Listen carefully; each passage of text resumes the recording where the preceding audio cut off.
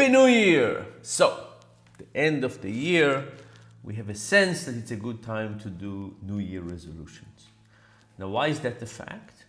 Because usually our old self is staying with us. And there's a sense, a psychological sense, that something like New Year or midlife crisis or something allows us to create a separation and saying, that was the past, this is in the future. I didn't exercise up to now, why start tomorrow? But if there's a break, it gives us the psychological power to say, what was before, and this is new. And if I start exercising, I could live up to my standards. If I looked at my last 3 years, I would never live up to my standard, but if I could do a fresh start. And fresh start is a very interesting psychological mechanism, and it does work. And this is why confession allows people to leave the past behind and start fresh. The Day of Atonement in the Jewish tradition allows people to do it, and so does New Year. But what's the problem? The problem is expect too much from ourselves.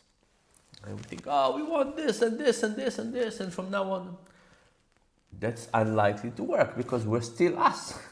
Psychologically, we could break the past from the next steps, but we are still us.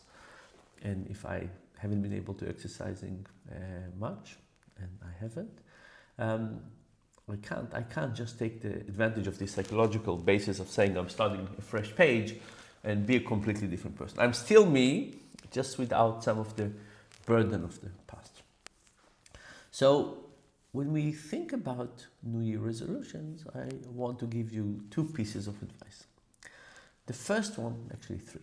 The first one is don't start too big. Start with something modest. The second one is that what you should do the resolution about is something that you control and not something that you don't control. So something modest and something you control. What do I mean by that? Don't say I'm going to lose X pounds or X kilos. Why? Because that just depends on you. It depends on biology and all kinds of other things. So do it on things that I'm going to wake up earlier. I'm going to do X. Do what we do, not what will happen. Not I'll get the promotion, but here is what I'm going to do.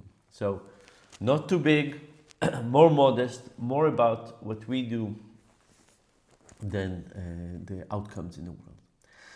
And the third thing is try to do something where the commitment is short-term, but because of a habit, it might have dividends over the long term. So if I say to myself, my commitment is to run 3 times a week for the rest of the year. That's big, a little hard. But if my commitment is that for the next 6 weeks, I'll run 3 times a week, much more likely that I'll get to it. And by the time I finish the 6 weeks of running, I might get into a habit. So think about something modest, time-bound, but that can become a habit. And one last thing. When we fail, we feel terrible. We say, oh, I'm not a dieter, I'm not a runner, I lost it.